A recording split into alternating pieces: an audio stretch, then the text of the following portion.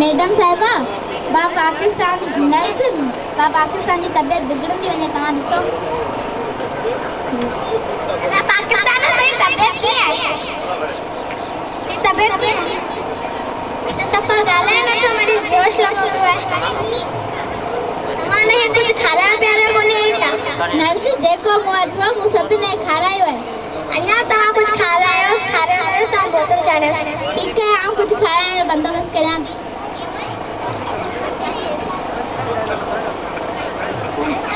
केला घणे डज़न 50 रुपया डज़न 50 रुपया जूस घणे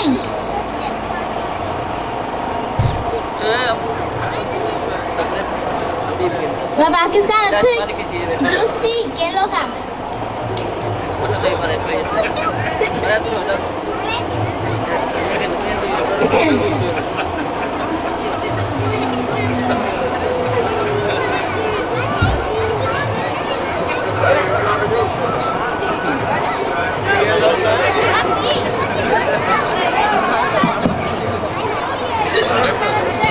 खाइण दा पेट ने खूह ने बाकी वो पयो है बीमार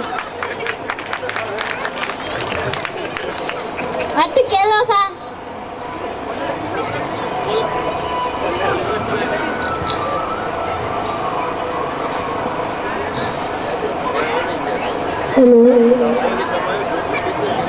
जेको ॾींहुं खायो वञे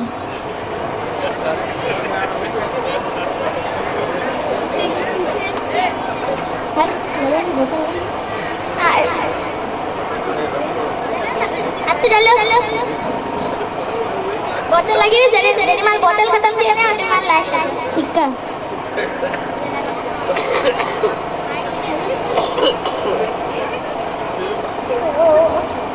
अस्सलाम वालेकुम वालेकुम अस्सलाम मैडम साहब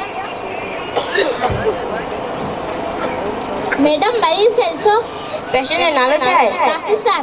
बाबा हीअ त ॾाढो पुराणो पेशेंट आहे अञा हिन जान कोन छुटी आहे छा मैडम हिनखे काफ़ी वक़्तु अस्पताल में थियो पर बहितर नथो थिए को फाइल ॾिसा ने के डॉक्टर इलाज डॉक्टर मुशरफ ने कहाँ से इलाज कयो डॉक्टर मुशरफ ने 4 साल इलाज कयो पर बेहतरी टके ही कोन्हे डॉक्टर आसिफ ने इलाज कयो छा हुन कहाँ से इलाज कयो डॉक्टर आसिफ जरदारी 5 साल इलाज कयो पर बा पाकिस्तान छॾियो पुठियां पियो वञे डॉक्टर नवाब शरीफ ने कहाँ से इलाज कयो डॉक्टर नवाब शरीफ 8 साल इलाज कयो पर बेहतरी कोन आई डॉक्टर के वटा हींअर डॉक्टर इमरान खान 4 सालनि खां लगातार इलाज करे पियो बा पाकिस्तान में बेहतरी नथी अचे कमज़ोर थींदो वञे अञा इमरान खान के साल खां ॾिसूं था मैडम साहब अधी सिंधी न मैडम के चो मुझे न डॉक्टर मां जांच रहे तबाह करे मैडम साहिबा असांखे हिते सुठे डॉक्टर रेफर करियो या असांखे मोकिल ॾियो पंहिंजे भाउ खे दरगाह ते रखूं मस्ती ते रखूं धाॻो शुरू करायूंसि आखिर इमरान खान पेशेंट के बारे में चई छा थो डॉक्टर इमरान हिकिड़ो साल अञा हिकिड़ो साल डॉक्टर इमरान खान के ॾिसूं था जेकॾहिं असां अञा हिकिड़ो साल डॉक्टर इमरान खे ॾींदासीं त पोइ असांखे सभु पाकिस्तान जा अॾा मिलंदा मैडम साहिबा आखिर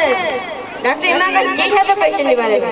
मैडम डॉक्टर इमरान खान असांखे 4 सालनि खां लगातार हिकिड़ो ही जुमलो चवे पियो घबराना नहीं बस आपको घबराना नहीं